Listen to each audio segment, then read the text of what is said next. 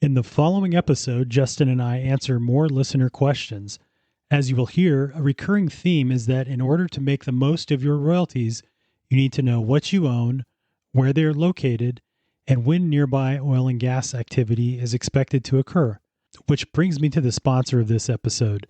I'd like to tell you about a free app that I've been using from Enverus Energy Link called Mineral IQ. Mineral IQ enables you to view monthly income, track earnings trends, and download pay stubs. It also provides in-depth valuation information you can use to make confident decisions when to sell or what to buy. It even tracks surrounding rig and permit activity and provides you with that data on a weekly basis.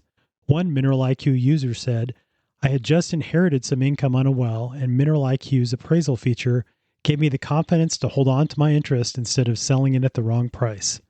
If you aren't already signed up, be sure to visit www.mineraliq.com today to get started. Again, that's mineraliq.com to get started for free today. Are you ready to make the most of your oil and gas mineral rights? Welcome to the Mineral Rights Podcast. Get the knowledge and resources you need to manage your minerals and royalties. Here is your host, Matt Sands.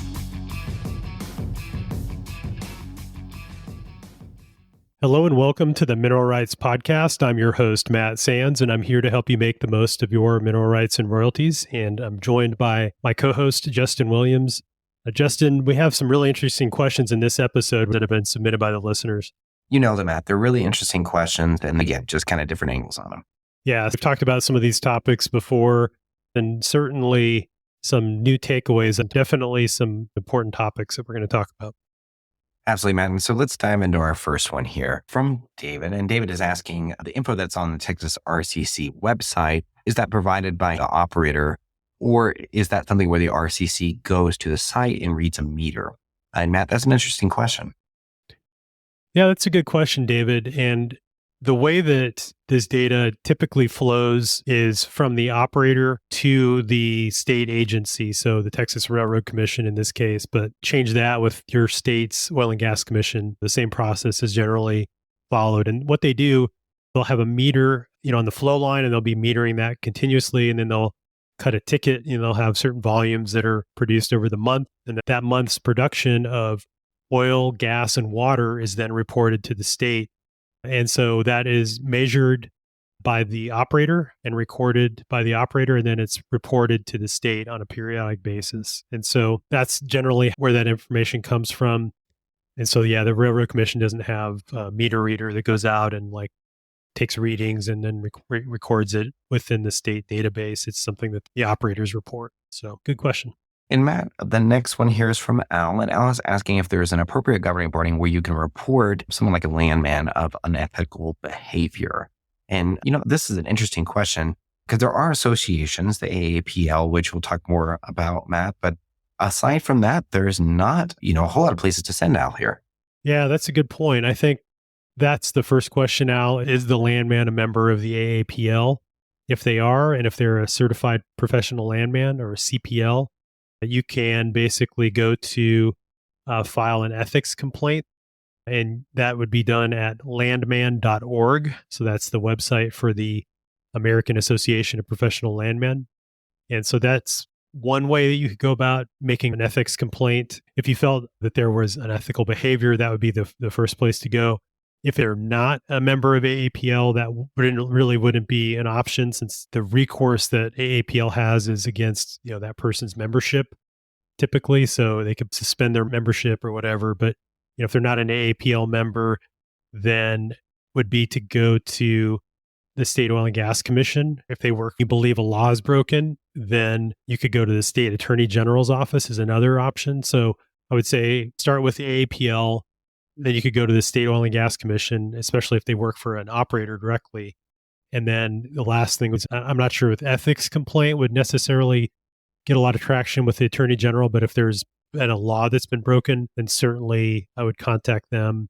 And then obviously the important thing to think about is that you got to make sure that it's solid evidence that you have of potential wrongdoing, as these types of allegations can have a long-lasting impact. If it's just that you were unhappy with the lease because they wouldn't give you the terms that you wanted, Obviously that's not a justification for reporting somebody, but if you have evidence of wrongdoing, like a forging a signature on a document that was recorded, now that's something you would definitely want to report because that would be potentially breaking the law. So yeah, it just depends on the situation. Those are a couple different options that you have at your disposal, I think, to report these types of issues. All right, Matt, our next one's from Emily here. And Emily says, I'm a mineral owner with royalties and working interest in Oklahoma City. I just took over my family's business and trying to learn all the important pieces to help continue to carry on my dad's legacy and make the business successful. And Matt, this is a common question. Where do we find information? This is such niche and specific information. Though you can find pieces and parts online, it's really hard to find an overall course that will take you from 0 to 100. Thanks for your email, Emily. And I would say that there are a couple different resources that come to mind. The first is the National Association of Royalty Owners, which has a lot of great resources, whether it's a webinar or an in-person event. And there's a strong chapter in Oklahoma. So that's a really good resource to look at and network with other mineral and royalty owners and then attend an event and learn that way as well. And then another option is I'm actually going to launch an online course here in October. And it's something where you can sign up for that and learn about the basics of managing mineral and royalty interests. So if that's of interest, go to my website at mineralrightspodcast.com/courses. And it will be available here in October. So I'm looking forward to launching that out there. We had a small cohort go through that class earlier this year and got a lot of really good feedback and recorded the course and is going to be launching it here soon. So thanks for your question, Emily. Thanks, Emily. Welcome to the community. All right. So our question from David here, he says he owns a mineral interest in the Haynesville Shale. My question is about Chesapeake as the operator, and the interest is with BPX. And long story short, he's wondering how long do they have to pay out? He says that other people have already started to be paid, but they yet to receive anything. When you contact them, they tell you 90 days each time with no info, and they've tried repeatedly. What is the right time frame to wait before they take it to another level? And by that, I assume talking with an attorney. Yeah, that's a good question. And I think it really depends on the state, in this case, Louisiana, as far as the statutes as it relates to royalty owner protections and when an operator has to pay you after the date of production. The operator would generally be the one that's paying you royalties. So even though BPX has your working interest, they basically own your lease. If Chesapeake is the operator, presumably they would be the ones issuing the royalty checks. It's possible that BPX could be the one issuing it. It just depends on the situation. So that could be another place to look. And so if Chesapeake's the operator, reach out to them. So if you're reaching out to BPX and they're not giving you any answers or not responding, it could be that because it's really out of their hands. So, I would check with Chesapeake as well.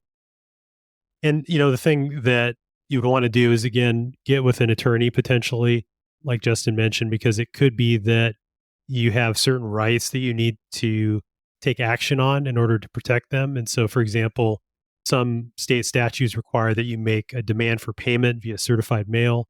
And so that's something where you'd have to go and follow those steps in order to give them official notice to get the ball rolling on that, the timing. And to, the other thing is if they don't pay you in a timely manner, then your state may allow for interest payments. And so if you sit there for a few months before you get paid, you should get interest on those months where it was held in suspense or before you were actually paid.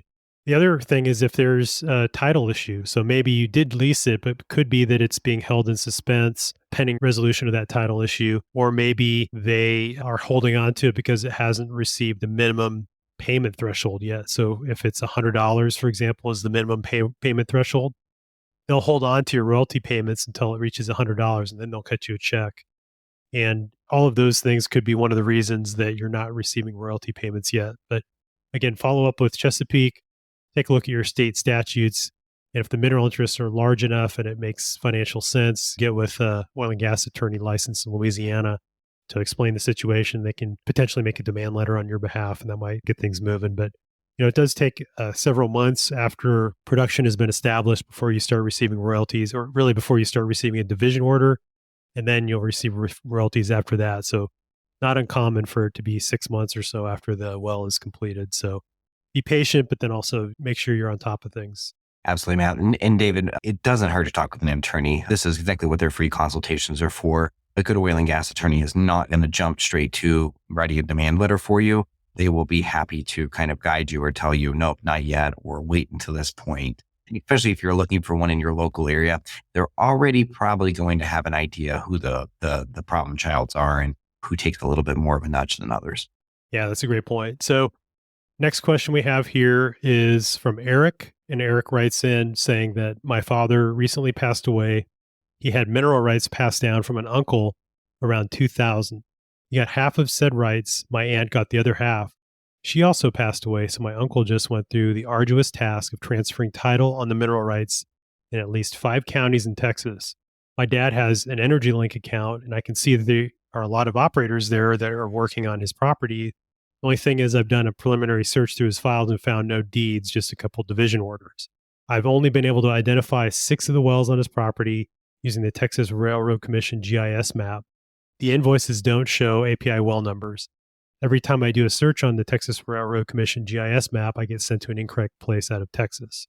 I'm waiting for my 92-year-old uncle to call me back to see what landman or attorney he used. In the meantime, I'm listening to your podcast to hit the ground running. Also thinking of joining NARO and possibly getting certified through that organization. One more thing, my dad's trust is a bypass trust where his assets go to help my 89-year-old stepmom for the rest of her life. Then the mineral rights are supposed to return to me, his only child.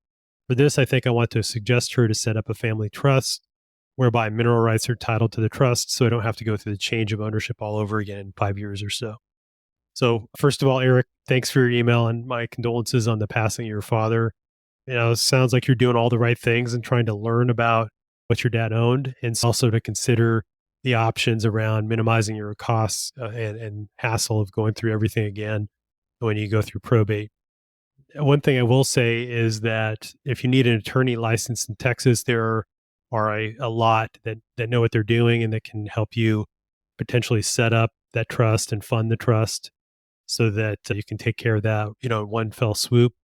Now, as far as figuring out where those wells are located, one thing to keep in mind with the Texas Railroad Commission is kind of unique in that you only need to use the last 8 digits of the API number with no dashes when you search on the website. And if you go to the map interface, there's a search bar on the top right corner where you can enter in the API number.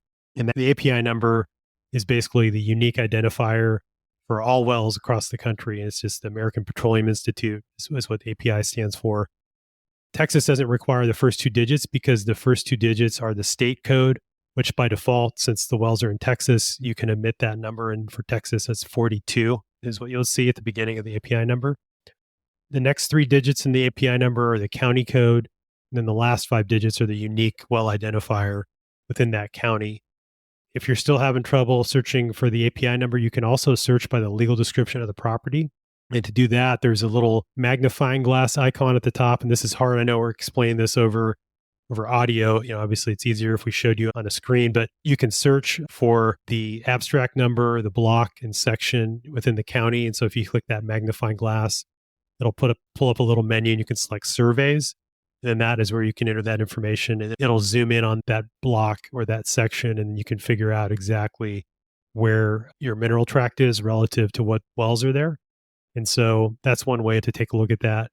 Some other resources we have, I would recommend listening to episode 120, where we interviewed mineral owner Barb Rankin. She went through the process of inheritance and she shares some of her learnings in going through that process. I would say also the episode with Justin, where he explained his process of inheriting his interests, are 2 episodes I would go to. They have a lot of useful information. And so we'll link to those in the show notes as well. But yeah, definitely join NARO. There's a lot of educational resources. Like we mentioned, we have webinars and recordings of those events that are on the website that are available to members. So you can listen to that stuff as well. So good luck and hopefully everything goes well and keep us posted. Let us know how things go. Absolutely. Good luck, Erik, and just keep learning. It's a lot of information. It can be overwhelming, but the understanding comes in layers. So just keep persisting and keep trying to learn. Matt, our next one here is from Mike. This is a really interesting one. So it looks like Mike received an unsolicited offer out of the blue, and it says, Our group is in the business of searching for mineral or royalty interests that belong to owners who are considered lost or missing by various oil companies. We then contact those lost or missing owners and make them aware of the matter. If appropriate, we offer our services, which include further research, title curative, and assistance with getting the owner in pay status, ready to receive royalty payments from the oil company. The agreement mentions that they will receive 20% of the mineral interest, as well as 20% of the royalties and suspense, which Matt, red flag number one. And these have seen to, this takes all different flavors, and who knows what is actually going on or what this company is doing. And perhaps it's a legitimate company. But Matt, this is just not really good business. And that's why you don't see this as common in the marketplace. Absolutely. Yeah. This raises a lot of red flags. And Justin brought up a good point before we hit record. He was familiar with this from getting similar offers in Texas. The maximum that they can get as far as finder's fee is 10%. And I suspect that they're claiming more, like offering to do this for more than that because of the services that are being offered, because they're offering title curative. So that could be going through probate or something like that. But, in the situation, so let's talk about just an example, first of all, of costs that could be involved with this if you went and hired an attorney, just to put perspective on what they're offering. And each of these offers might be different, and it ends up being a reasonable amount of money. But I would say, first of all, this would be a red flag. Don't sign this agreement. You're giving away 20% of your mineral interests, as well as 20% of the royalties and suspense. And unless you have a good idea of what your minerals are worth and how much is out there in terms of the royalty payments that are waiting to be claimed, that's important before you go ahead and sign anything. So if that 20%, it could be hundreds of thousands of dollars that you'd be giving away for something that could cost only a couple thousand to get cleared up on your own. So I would say it's first step, do research on your own to figure out what your wife inherited. If you have deeds, go to the State Oil and Gas Commission website. That's the Texas Railroad Commission, I think in this case for Mike, that he provided some of that information when I talked to him a few months ago. And in that case, you can research if there are any producing wells, how much has been produced. And then you can see, based on what the price of oil was over time, look at your royalty interest, what the percentage would have been times the amount that was produced. And that can help you come up with a ballpark of how much could be in suspense in terms of royalty payments that you're owed. Again, if there are title defects, so for example, your wife's interests are still held in a relative's name, then you would need to go through probate in that state to get those mineral interests transferred to her. And then once those minerals have been titled to her and she has a deed, then you can get with the operator, provide a copy of that deed to them so that you can get the interests in pay status so they can pay you those royalties that are being held while they're waiting to figure out who the heirs are. And then going forward, you receive your share of the royalties. The other situation is if they couldn't locate you, then it's possible that you've been force pulled, or if you're in Texas, you could be an unleased co-tenant. And so you might have the opportunity to lease the minerals as well. So I know you've dealt with that situation. I sure have. Yep. And it was exactly like that. I think coming into this, you think, oh, they're absolutely going to find me and get this done. That's just not always the case. Sometimes they make every effort, but they just can't find you. But those companies will be willing to work with you. Yeah, definitely. And, just go out, contact the operator, find out what information they need from you to put the royalties into pay status. And that's definitely important to find out what's involved. And maybe you don't even need to hire an attorney. Maybe they just need to know that you're out there and know what your current address is. They tried to send you a check and it got bounced back or something. So just depends on the situation. Again, depends on whether you have clear title as to whether or not you might need to hire an attorney and get things cleared up. But either way, I would say do the due diligence on your own. Don't sign these types of agreements until you have a good handle on what's at stake. Because again, it seems pretty high that they're going to get 20% of the mineral interest as well as 20% of the royalties and suspense. And I would say, if you're in a hot area in Texas, minimum those royalties could be worth like 10,000 to 20,000 a net mineral acres. It's an extremely hot area. So, if you have 20 acres, that's hundreds of thousands of dollars in value. If you're giving up 20% of that, that could be tens of thousands of dollars or even hundreds of thousands of dollars that you're signing away in exchange for them to clear up what could cost you probably be less than $5,000 if you paid an attorney to get help. So definitely get an attorney to get help in getting your wife's interest in pay status. I'd say you're in a good situation. Don't be pressured. I could say that's the other thing is time is on your side. That money's not going to go away. It'll be held in suspense, or worst case, it'll get escheated over to the state. In other words, it'll get handed over to the state to administer, which then you can just go through the process of claiming. So pretty straightforward process as well. If you want help in learning how to research the oil and gas activity that's going on nearby and to figure out what wells are on your property, how to do a title search to look for deeds or, any other information on your wife's interest. Again, my course goes through all of that. Mineral Management Basics, where we go through how to do a title search, how to identify your property on a map, how to look at oil and gas activity, and then how to go through the process of looking for unclaimed funds and then how to go about claiming those. So definitely check that out. And we'll link to a couple other episodes in the show notes that have some other relevant information. So good luck. All right, man. Next one here is from Park. Park asks, say I sign a lease with B for a tract. However, A has the majority of the leasehold and plans to drill a well. What happens if B can't sell my lease to A? That's a good question. So this is a very common situation, Park, where you lease with company B, A goes and drills the well. Company B is considered a non-operated working interest owner. And so regardless of whether or not they agree to pay their proportional share of the cost of drilling that well, you're still owed your royalty payments. And so it would just be something where at the end of the day, the operator typically, or maybe the first purchaser of the oil and gas would be the one cutting the checks to all the mineral interest owners. And then they would settle up with the non-operated working interest owners on that. And so if they can't sell the lease to A, then it still has a lot of value. There are other companies out there that would be willing to buy it from company B and hold that non-operated working interest to participate in the well and all the things that go along with that. And then you would get royalties regardless of who owns the lease. So don't worry. It's not something where you're out of luck because they couldn't sell the lease to company A. If a well gets drilled by company A, you're still owed royalties according to the terms of that lease. So, that's, I guess, a good position to be in. And it's good that you're aware of that and good that you're on top of it. And so just continue to stay diligent, make sure that you do start getting paid in a timely manner when that well gets drilled, if it's successful, so you can make sure you're getting paid what you deserve. All right. So that wraps up this episode of listener questions. Thanks again for submitting your questions. If you have a question that you'd like us to answer on air, or I'll answer it by email as well, just send an email to feedback@mineralrightspodcast.com. And who knows, maybe we'll read it on the air in the future. Thanks again to everybody who wrote in, and hopefully this information was useful. Thanks, Justin. Thanks, Matt. Thanks so much for listening to the Mineral Rights Podcast with your host, Matt Sands. Don't forget to subscribe and share at mineralrightspodcast.com. The Mineral Rights Podcast should not be construed as investment, legal, or tax advice. All information is believed to be from reliable sources. However, we make no representation as to its completeness or accuracy.